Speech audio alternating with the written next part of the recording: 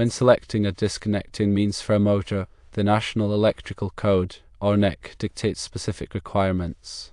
A circuit breaker serving as a motor disconnect must possess a horsepower rating equal to or exceeding the motor's horsepower rating.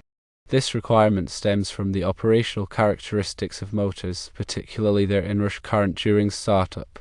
A circuit breaker with an adequate horsepower rating is designed to withstand these transient currents without nuisance tripping, ensuring reliable motor operation and safety. For heaters, the NEC approach differs slightly.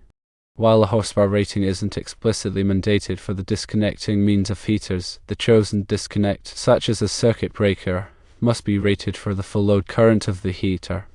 This provision guarantees the disconnect can handle the continuous current demand of the heater without overheating or failing. Now let's consider the scenario involving a combined load of motors and heaters, as you've described. In this situation, a 400 amp molded case circuit breaker is being considered as the disconnecting means for the aggregate load. The key question is whether this breaker will pass inspection, given that it lacks a horsepower rating. To answer this definitively, we must refer back to the NEC and analyze the specific requirements for each type of load. For the motor portion of the combined load, the NEC mandates a horsepower rated disconnect.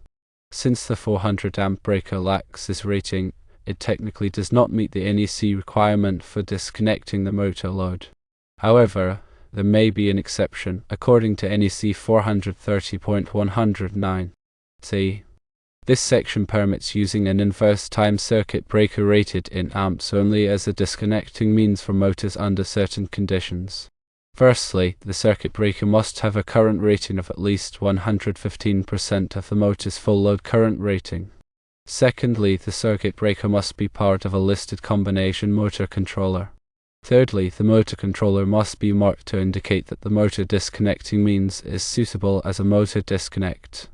If all of these conditions are met, the 400 amp circuit breaker would be an acceptable motor disconnecting means even though it does not have a horsepower rating. For the heater component, the NEC mandates that the disconnecting means be rated for the heater's full load current. Therefore, if the 400 amp breaker has a current rating equal to or greater than the full load current of the heater, it satisfies this requirement. Consequently, to determine whether the 400 amp breaker is suitable as the disconnecting means for the combined motor and heater load, several factors must be considered. Firstly, determine the full load current of all the motors and heaters that this 400 amp breaker will be supplying.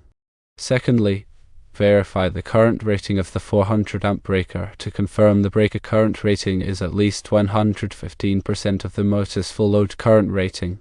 Thirdly, determine if the 400 amp breaker is part of a listed combination motor controller and that the motor controller is marked to indicate that the motor disconnecting means is suitable as a motor disconnect. Fourthly, verify that the breaker's current rating is sufficient to handle the combined full load current of all the heaters connected to it. If the breaker meets the current requirements for both the motor and heater loads, and the conditions of NEC 430.109 are met, it should pass inspection. However, if the breaker doesn't meet the horsepower rating requirement for the motor, and the conditions of NEC 430.109 are not met, it may not be approved as the disconnecting means for the motor load. In such a case, you may need to consider alternative disconnecting means that meet the horsepower rating requirements, such as a horsepower rated disconnect switch. It's essential to consult the latest edition of the NEC and any applicable local codes to ensure full compliance. The local authority having jurisdiction, or OJ, has the final say on whether the installation meets code requirements. It is also very important to have proper labeling, in accordance with NEC 110.21. This section requires that all electrical equipment be properly labeled with the manufacturer's name, trademark, or the descriptive marking by which the organization responsible for the product can be identified, and to include specifications such as voltage, current, wattage, or other ratings as necessary. For the specific case of a disconnecting means, it should be permanently marked or identify its purpose. For example, if the 400 amp breaker is serving as the disconnecting means for a combined motor and heater load, it should be clearly labeled as such, indicating the equipment it serves.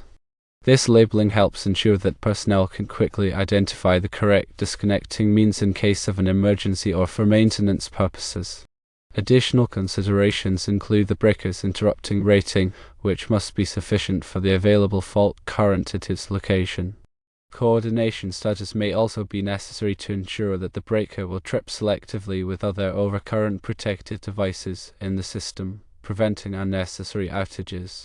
Finally, proper installation and wiring practices must be followed, including using the correct conductor sizes, terminations, and enclosures.